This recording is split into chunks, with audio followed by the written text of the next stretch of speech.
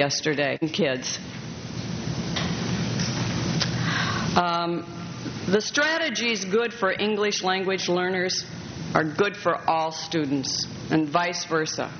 Again, going back to the fact that we need to pay attention to all of our students, and all students can be successful. Here was one of the challenges that you may have heard discussed. How do we optimize resources and funds without overlapping or being redundant? How do we do that? Did anybody hear something in a session about resources and what that means, and would you be willing to share? Yes.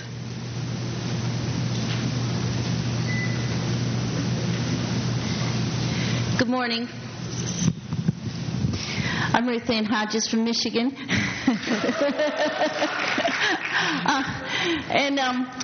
I attended the session on collaborative learning, which to me, or learning communities of learners, and the idea that that technical assistance isn't the same anymore, and how do we think differently about technical assistance, and that it doesn't just come from one place, that it flows from the schools up and back down, and how do we connect good ideas is I think a challenge for us at the State Department. And how can we use community of learners and technology and the good things that are already going on out there in the field to move forward with all the schools? Thank you. Some other ideas were how do we generate buy-in for high school turnaround efforts? We heard some of the challenges yesterday around that, but we heard the successes too. So we know that there are strategies out there that will work for us. Today is an opportunity to have further discussions about those.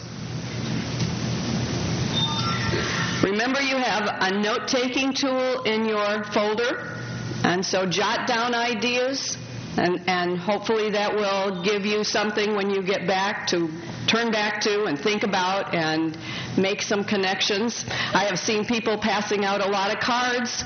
I've done that at conferences, and I have to be honest, don't always do anything with those cards. Sometimes they're just sitting there. I think they decorate my office a little bit. I don't want to ever throw them away, but I don't always use them. Be better than me. Ask yourself as you go through today, who can I ask about that? Who should I talk to? And what can I learn from that person? What can I take away? Does the learning you've done yesterday and will do today, is it going to stop at 3:30? My guess is no. Now, Joe is going to talk a little bit later about how we can, as a group, continue this. But before you start as a group, you have to start as an individual. So I'm here today to help you think about where do we start and what else do I want to know and who should I talk to. Have a great day and continue the good work that you did yesterday. Thank you.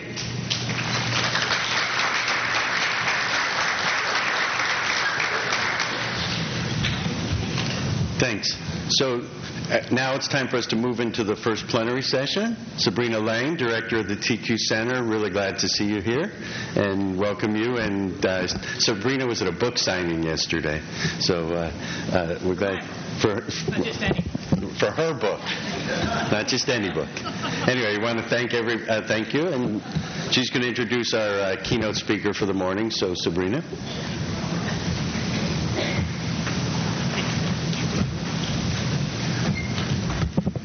Thanks, Joe. I didn't want people to think that I wasn't here for the first day of the conference because I was just at a book signing at Barnes & Noble's for anybody. But I did have the opportunity to meet with a lot of folks who are interested in the topic that we're going to be talking about this morning, which is educator effectiveness. And that is also the topic of the book. So I'm delighted to be here on behalf of my colleagues at the National Comprehensive Center for Teacher Quality to welcome everyone today to this second day of the conference. As you know, the TQ Center, like the High School Center, is one of 5 national content centers that works in partnership with the regional comprehensive centers to build capacity around key education reform priorities. And clearly, SIG is a key education reform priority. I have the honor this morning of introducing our keynote speaker and to kick off the third strand of the conference. If you've taken a look at the title of the third strand of the conference, you can see that we really are trying to cover a lot. The official title of the strand is Tackling the Universal Challenge of Recruitment, Retention, and Leadership Development for High Schools. So we have a lot to cover before we come back together for a plenary session at lunchtime. Following this morning's opening presentation, you'll have the opportunity to participate in one of 5 concurrent sessions that emphasize the need for leadership development in our schools. As you engage in the concurrent sessions and think forward, as Linda just mentioned, to the application of the information you're learning in your schools, districts, and states, I hope you will continue to think of the TQ Center as a partner in your reform efforts. In particular, I want to mention a couple of resources that may come up during some of the concurrent sessions following this morning's plenary. We have a number of online resources on our website, such as the Teacher Evaluation Models in Practice online database, which gives you an introduction to school districts that are experimenting with reforms of teacher evaluation systems. A complementary online resource is the Guide to Evaluation Products, which includes more than 80 types of evaluation instruments and other measures for conducting teacher evaluation. We have our TQ Tips and Tools online resource, which is an overview of principal performance assessment measures. Those are just a few of the resources on the TQ Center's website that I really hope that you will avail yourselves of as you move forward with the hard work back in your schools, districts, and states.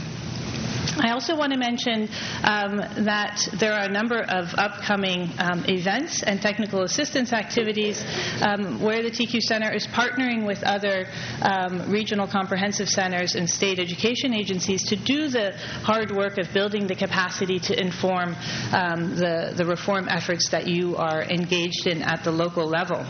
We're currently partnering with the Alaska Comprehensive Center. Is anybody here from Alaska? It is kind of a long trip.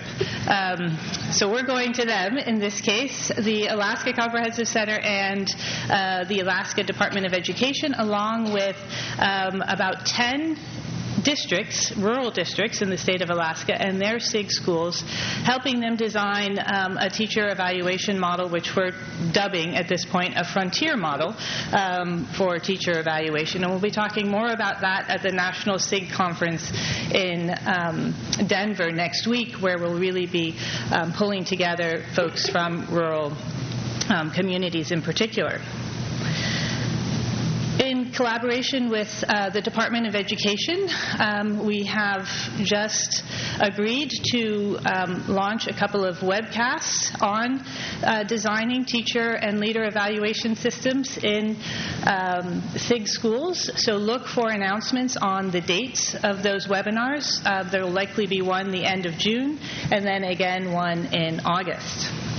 And then for our state and regional partners, many of whom I know are here at this conference, we will continue our focus on leadership development, which is such a key theme at this conference during our national workshop on June 2nd and 3rd, which is again here in Chicago.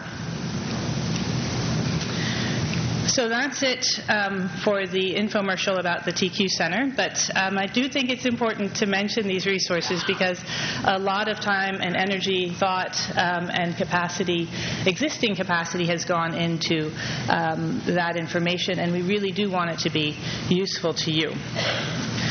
One of the reasons I'm particularly excited to introduce our keynote speaker this morning is because part of the success of the KIPP model in previously low-performing schools and districts is their laser-like focus on investing in a comprehensive model of talent management and support. SIG also requires schools and districts to think systemically about a system of talent management that aligns, and I really want to emphasize the alignment of recruitment with performance management and ongoing support and development of teachers and leaders. Investing in educator development is a critical step in ensuring long-term student success. To learn how this is done, how to align all of these previously fragmented components along the educator's career continuum. One year we work on recruitment, another year we work on induction. So today really let's focus on how we align those and how we think systemically about putting all of those pieces across the talent management continuum together. So with a practical example of how this works, I'd like to introduce you to our keynote speaker this morning. Mike Feinberg is the co-founder of the Knowledge is Power program foundation, as well as the superintendent of KIPP Houston. Prior to founding KIPP, Mike was a 5th grade teacher in Houston, and together with Dave Levin, he co-founded KIPP in 1994 and launched KIPP Houston a year later. I also just found out that he met his wife in 1994, so it was a very busy year for Mike. Today, KIPP is a network of 99 high-performing public schools around the nation, serving 24,000 children. Mike has received numerous awards for his contributions to public education, including a Lifetime Achievement Award in social entrepreneurship. Mike seems a little young to have already received a Lifetime Achievement Award, but I'm going to go with it. Maybe they didn't have any other nominees?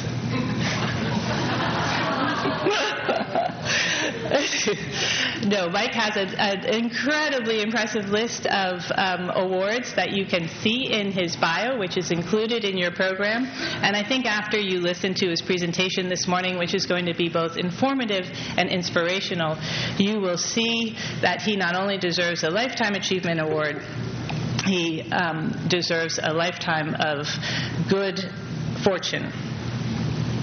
How was that for a save? Hopefully Mike and his colleagues will be around for a very long time into the future, working with us on these critical issues of leadership development, talent management, and all of the reform issues that we are meeting around here today and yesterday. Please join me for a very warm welcome, Mike Feinberg.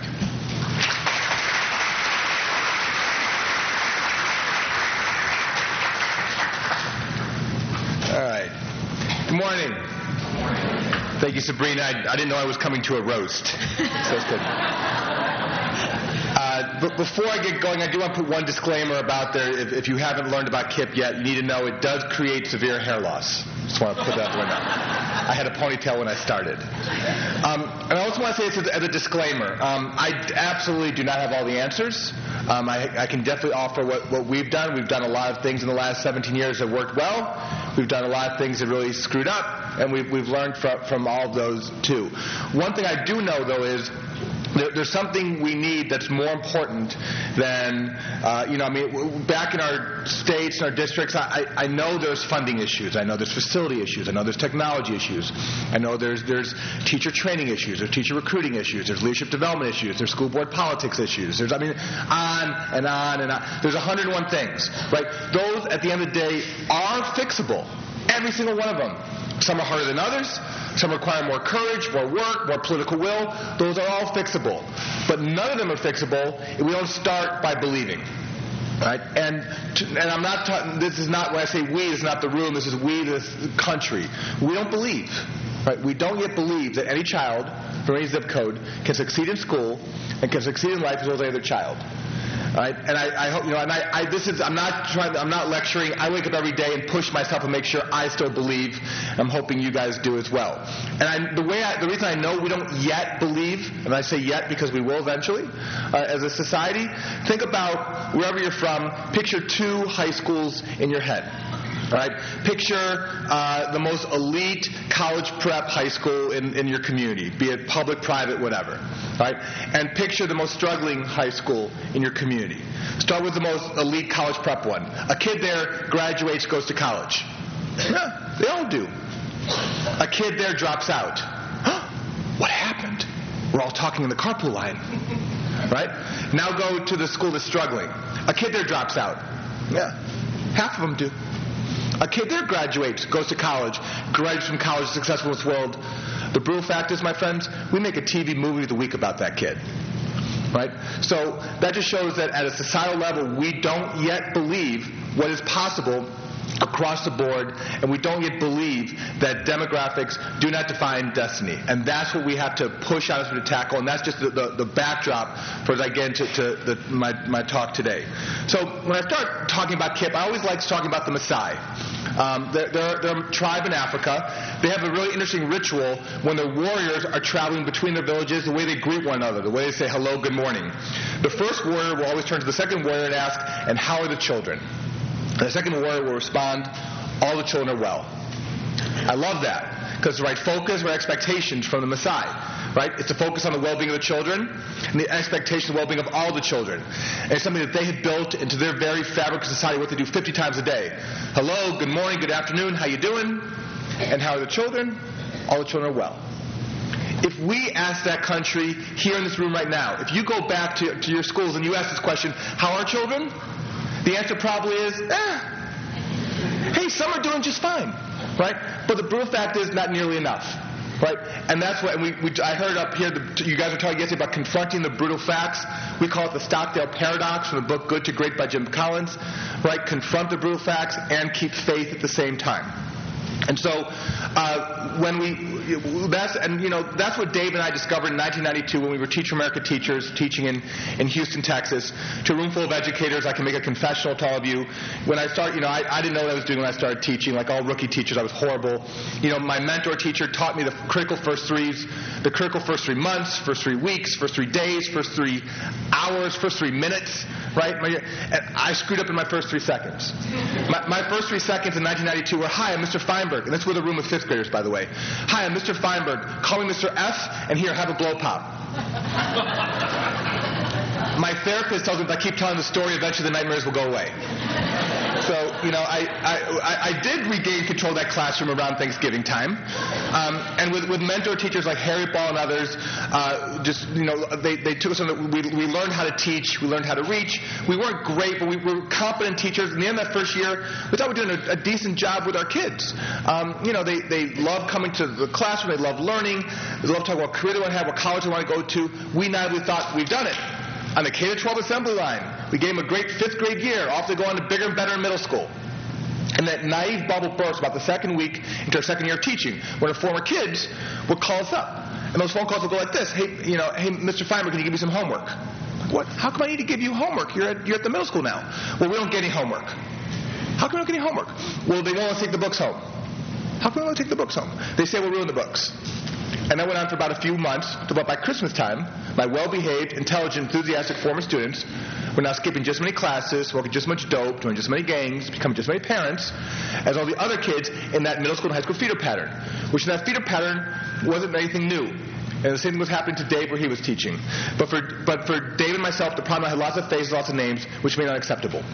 It was unacceptable, but we fell into the trap. We handled it. The way we handled it is we marched into the teacher's lounge at the elementary school with all the other teachers, and we started blaming the finger and pointing the finger at all of you. And we started looking at the middle school and high school teachers and saying, what are they doing to screw up our kids? And we point a finger at the principals, and we point a finger at the school district, and we blame the kids, and we blame the parents, we blame the community, blame society, blame everyone. Now, little did we know that in the teachers' lodges of the middle school and the high schools, y'all were pointing the fingers back at us. Right? How can we get kids every year who can't read, can't write, can't compute, can't think, and can't walk down the hall without causing trouble every 2 minutes? All right? And so we just had this epiphany in late 93 that our finger pointing, we were engaging in exercise, which is adding to the problem, not trying to do anything to find a solution. And we were just all the finger pointing going back and forth. There needed to be more action at solving it, not just simply passing the buck and blaming others. And so in late 93, we had this epiphany. We looked in the mirror, and we did one last important finger point. We looked at ourselves and pointed the finger and said, we're to blame. We realized as fifth grade teachers, we had the kids for a whole year. And we couldn't say we set them up, forget surviving with you guys, how about thriving? And we realized we didn't give our kids all the academic skills, all the intellectual skills, all the character skills that we need to go off and do well in middle school, have the success continue to high school, have the momentum continue to be able to go to college, do what they want to do in this world. Forget being measured by the state test or the dropout rate. Ultimately, where are the kids 20 years from now? And let that be the judge of how good of a job we did. Right? And realize from that part, we didn't nearly do as much as we could do. So we got inspired. We sat down a little Mac Classic all night long. It's back in late 93. Literally all night we put on YouTube, Octung Baby, repeat play. And by about 5 o'clock in the morning, we had the Knowledge is Power program, KIPP, on the computer screen. And the premise of KIPP back then in late 93 is today in 2011, there are no shortcuts. Right? Is that if we're going to try to provide children all these academic, intellectual, character skills to go to and through college, quit looking for the magic bullet. I saw that was one of your thoughts here. Invest in people, not equipment. Right? Absolutely true. Just roll up our sleeves, get after it. So we were still naive and thought we could do this all in 1 year. So we created the Knowledge is Power program, this bang-up year in 5th grade. We were going to motivate the kids to come to school from 7:30 in the morning till 5 o'clock in the afternoon. They come on Saturdays for 4 hours, come for extra month in the summer, give them 2 or 3 hours of homework every single night, figure out if I should do it. It worked. I mean, we had a terrific 5th grade year, and they learned a lot. 48% were passing the test at the beginning of the year. The state test at the end of the year, 98% were passing. More important, the fact that 2/3 of the kids came in with bilingual and special ed labels. At the end of the year, over 2/3 of our kids had a gifted and talented label, so they could go to the magnet middle schools, which were their immediate goal for the kids. But we quickly realized even at the better schools, no one's going to push them as hard as we pushed. That's when we went back and asked the district if we could change our program into its own school, so starting in 5th grade, but now keeping them throughout those turbulent, crazy years in middle school, and bridge the gap between elementary and high school. It was right before there were charter schools, and so the district in Houston wasn't quite sure what we wanted. They were like, you want us to pass a $50 million bond, build you a building? We say, no, we want an empty wing, an empty floor, some empty modules out back. We'll do a school within a school. In the meantime, New York City heard about us, so they've been doing schools within schools the last 40 years. They gave us a chance to do this in the South Bronx near Yankee Stadium. When Houston found out we were going to go to New York, the tried to give us an offer to do the same thing in Southwest Houston. And so being young and dumb, Dave and I took both offers. So in 95, I stayed in Houston, started KIPP Academy with 5th grade. Dave moved to New York, do KIPP Academy, started with 5th grade in the Bronx. Grew it 1 year at a time. All along the way, we became charter schools as well to have the freedom to do what we wanted to do. If we can brag about my original kids for a minute, in the 98-99 school year, when we got to full-size 5th to 8th grade, we had the highest math scores of any public middle school in the entire state of Texas.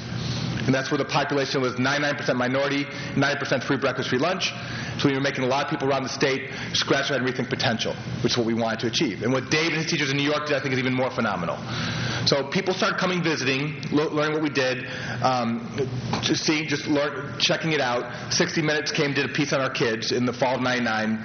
And after 60 Minutes aired, the floodgates opened up. I remember running around the office late morning, Monday morning. I was a school leader, but I was also the 5th grade math teacher. I was a lunch lady. I was a custodian. I was a bus driver. With a few other things. Phone rings. It's a district calling from California, and all I hear on the phone is, "Mike, we saw that program on TV last night. We want to order 15 KIPPs next year, please." Stop. You want to order what? I'm like, let me go check inventory. Right, and we ship them right out to you. It was a problem. It was frustrating that people were seeing KIPP as the latest and greatest, magic bullet. But there was an opportunity in that people thought maybe there was a method to the madness. And so we started thinking, being Teach for America alumni and believing one day all children should have excellent education, how do we leverage the success of this little tiny school in Southwest Houston, this little tiny school in the South Bronx, New York, to the greater good? And that's where we got in touch with Don Doris Fisher, the founders of the Gap Old Navy, and together we created the KIPP Foundation. And KIPP Foundation was going to decide to wake up every day and think about how do we replicate the success, right? And interesting enough, as we thought about that, and this is like the long way to get to it, we realized that the critical path for any school, is leadership. If you boil it down to any school that's working well, I don't care, traditional public, charter, private, parochial, urban, rural, I don't care. If you look at any school that's working, you can boil it down to 2 ingredients they got going on. They got great teaching and more of it. That's it. Right? If there's any secret sauce, it's they figured out the culture to create an atmosphere and an environment where great teaching and more of it can flourish, and the kids and the parents and teachers are all inspired. It's that simple, right? Great teaching, more of it. Hard to do, easy to say, right? And how do you get great teaching, more of it? What's the critical path? Leadership. Right? Leadership recruits the great teachers. Leadership retains great teachers. Leadership brings in more novice teachers and develops them to be great teachers. Leadership is responsible for that secret sauce of the culture. And so we create the KIPP Foundation to wake up every day and think about how do we invest more in leadership. And then how do we start more of these schools. And the schools, we decided we weren't going to be clones of one another. By 99, KIPP Houston, KIPP New York had evolved into 2 distinct schools.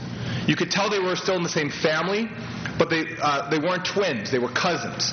So the real impact wasn't the genetic code of these 2 schools that keeps them in the same family and doing really well after, at that point, 5-6 years of evolution, now after 17 years of evolution.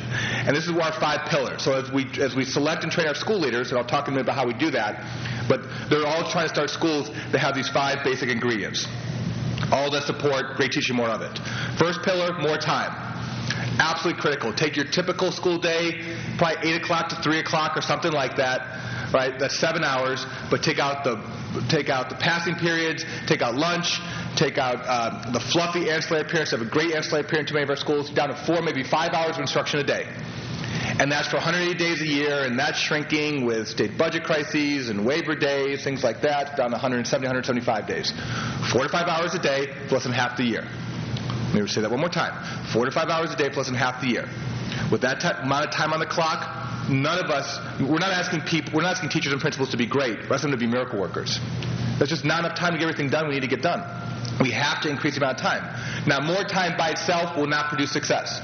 Doing more of a bad thing doesn't become a good thing. It's not like multiplication, negative times negative is a positive. Doesn't work that way. All right?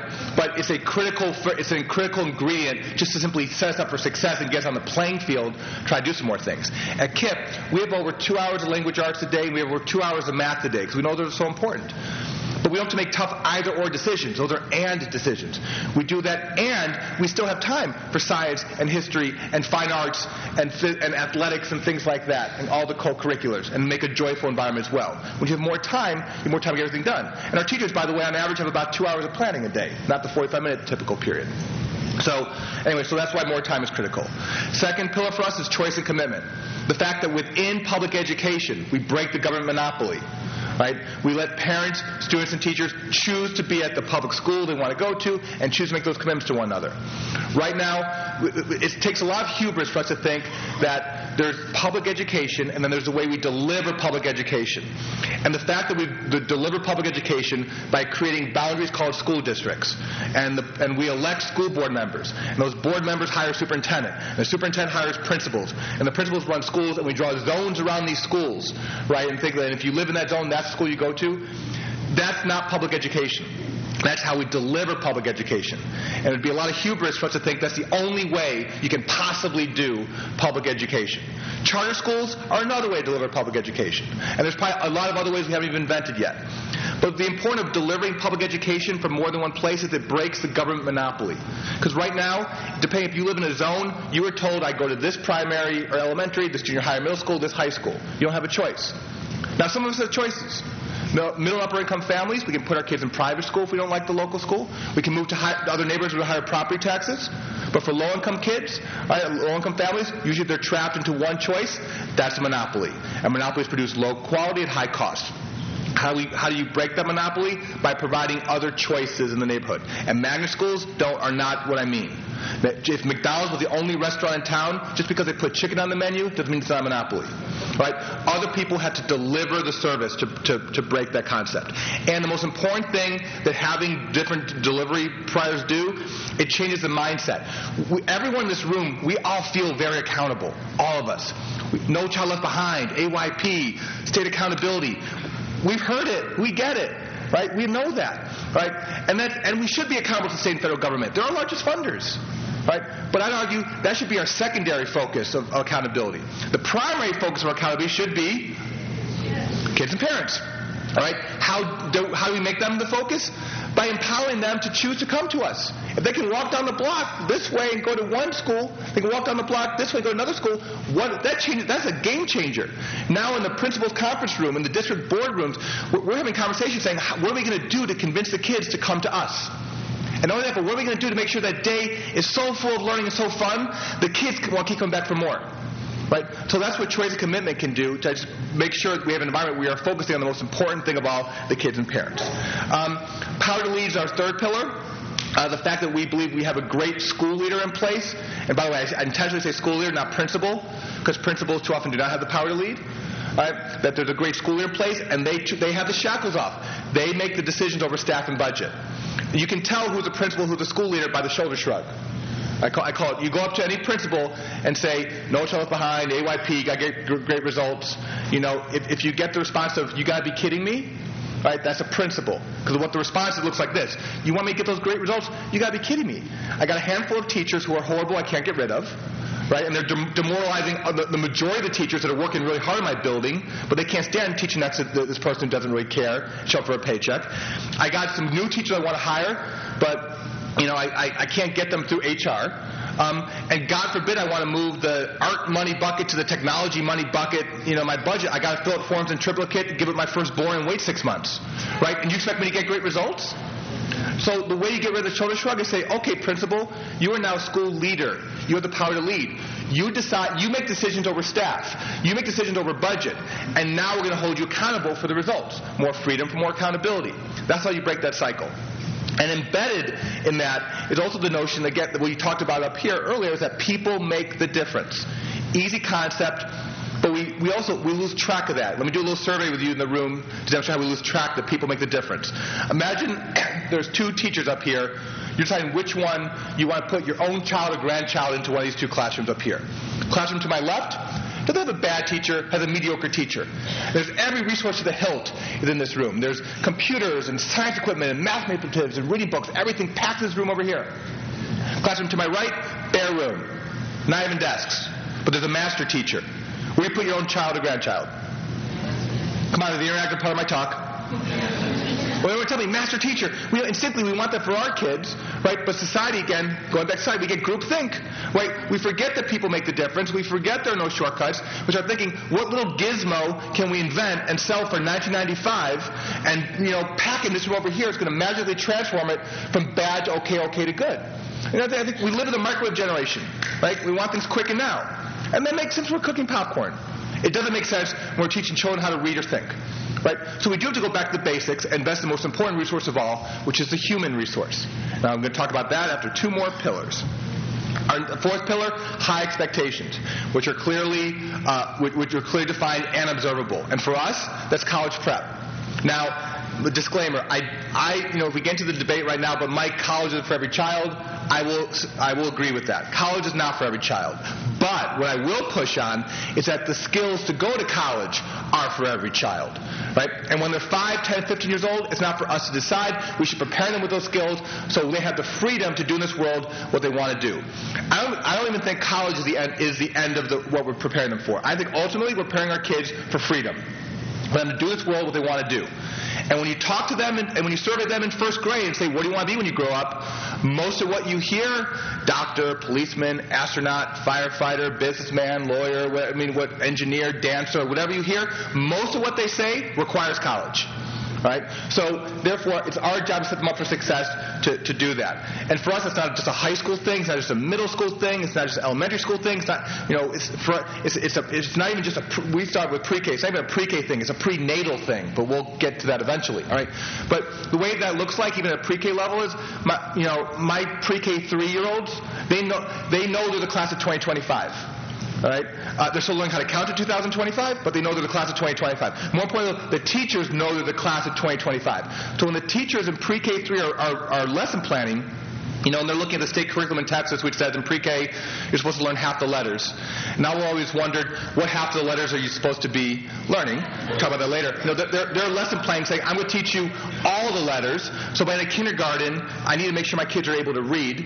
So by the end of elementary school, they're able to read chapter books. So in middle school, they can read their textbooks with understanding. So in high school, they're independent learners. So in 2025, when they're sitting in their freshman English seminar class, they're set up for success. Right? To me, that's high expectations. And by the way, I see the 5-minute sign, but we did start 10 minutes late, so I hope you're going to see me that time. Thank you very much. All right. And then our last pillar is focus on results.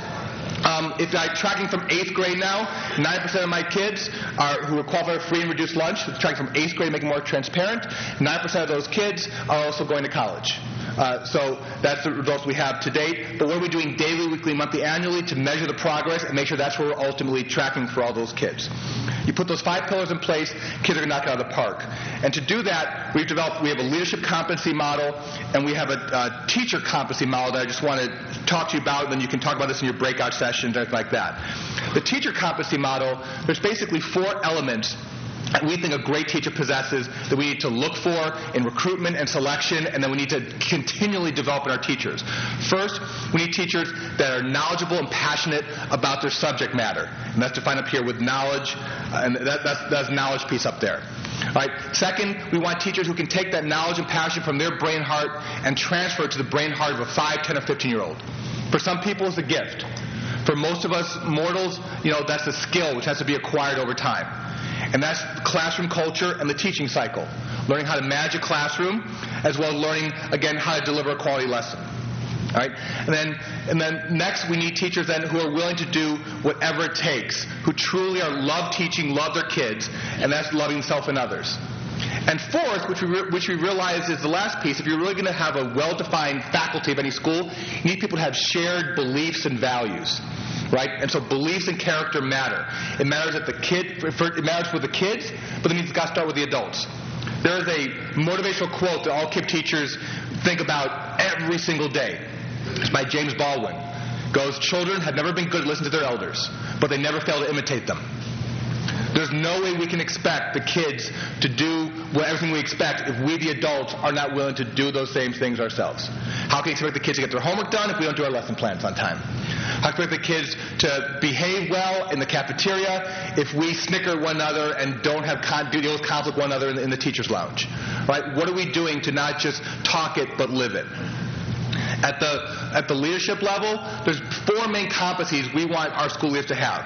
First, prove the possible. Everything they do should be focused on the students. All the decisions they make are focused on what is good for the kids. Right? Beyond that, there's 3 general things that any great school leader is doing. They're driving results, they're building relationships, they're managing people. Try to keep it simple. Those are the things that if they're doing a great job, they're doing those 3 things well, all with remembering it's a focus on the students. And there's also role-specific competencies. You're the instructional leader, you're managing a budget, you're an operational leader, but the big things are managing people, driving results, and building relationships. And you can break those out into more specific competencies, but those are the big ones to be keeping in mind. I'm going to close with, and those are the high school crowd, so I'm taking a little bit of a risk. But I'm going to close with a little Dr. Seuss. Who here has read On Beyond Zebra before? A couple of us. This is not as famous as Cat in the Hat or Sneetches or Green Eggs and Ham, but it's talking about, again, going back to belief and mindset. And your guys are going to help me read it, and you'll know in a few minutes why we're reading this together. Here we go. Said Conrad Cornelius O'Donnell Odell, my very young friend who's learning to spell. The A is for ape and the B is for bear. The C is for camel, the H is for hare. The M is for mouse, the R is for rat. I know all the 26 letters like that. Through to Z is for zebra. I know them all well, said Conrad Cornelius O'Donnell Good job. So now I know everything anyone knows from beginning to end, from start to the close. Because Z is as far as the alphabet. Then he almost fell flat on his face on the floor when I picked up the chalk and drew one letter. A letter he'd never dreamed of before. And I said, you can stop if you want with a Z, because most people still stop with a Z, but not. In the places I go, there are things that I see that I never could spell if I stopped with a Z. I'm telling you this because you're one of my friends. My alphabet starts with your alphabet. My alphabet starts with a letter called Yuz. It's a letter I use to spell Yuzmatuz. You'll be sort of surprised what there is to be found once you go beyond Z and start poking around. The places I took them, I tried hard to tell. Young Conrad Cornelius O'Donnell O. A few brand new wonderful words he might spell. I led him around. I tried hard to show. There are things beyond Z that most people don't. I took it past zebra as far as I could. I think perhaps maybe I did him some good. Because finally he said, this is really great stuff. And I guess your alphabet isn't. Now the letters use something to see. Most people will stop at the Z, but not he. The end.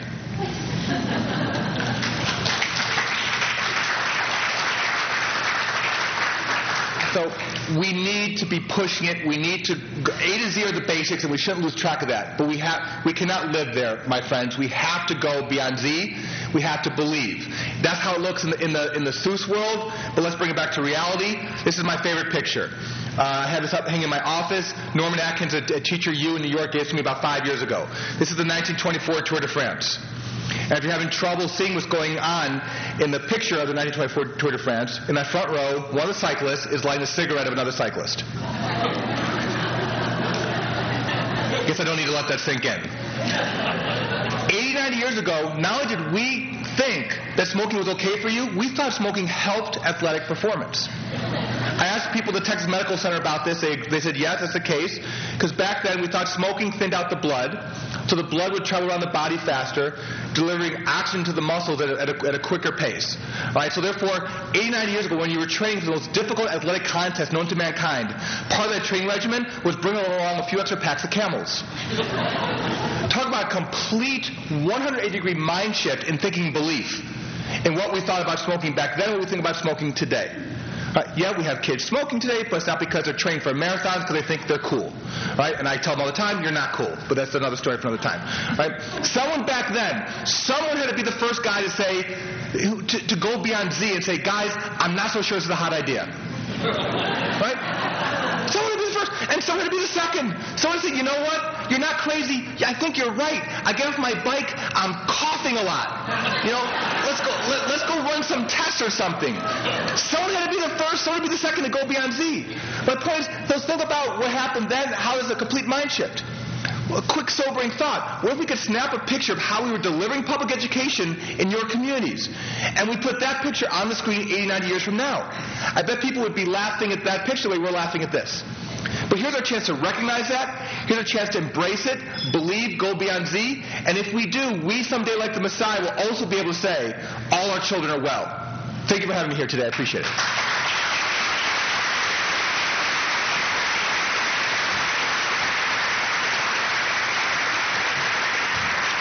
And the time police in the back were like waving numbers at me the entire time. But beyond that, I think we do have some time for questions. If anyone, I'd be free to throw out the yes buts or the challenge me on anything, ask more information on any of this stuff. I'd be more than happy to help you guys however I can.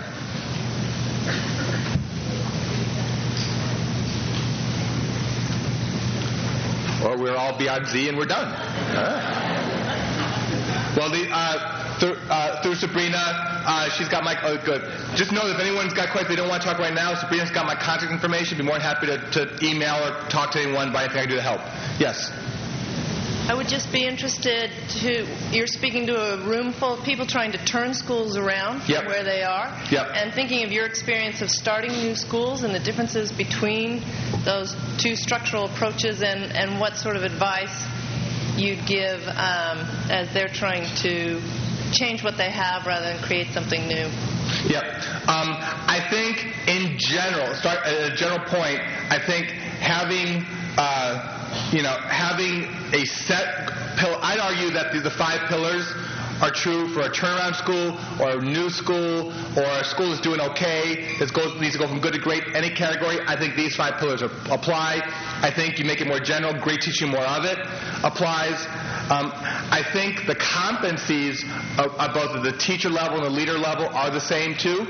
I think how you define them and how you need to prioritize changes. You know, it's Those are two, starting a brand new school from scratch and turning an existing school. We don't need to get into a contest of which one is harder. They both have their unique set of challenges. Starting from scratch, I mean, on one hand, it sounds easier because you're not starting from a mess, but you're starting from scratch. There's nothing there. Right? That's not, be careful what you wish for. That's not the easiest thing to do in the world either. At the same time, but you are able to build from greenfield. Starting with a more poisonous culture, right, that doesn't set up great teaching more of it, certainly is a challenge, right? And I think that's about focusing on a competency model and having a shared vision. But I will say, power to lead, I think, has to be there. There has to be a way for the school leader to determine who really wants to be on this team, who doesn't want to be on the team, and the people who don't want to be on the team, they either need to leave or need to be so marginalized that they can't have a poisonous effect on the people who want to be there and want to do right.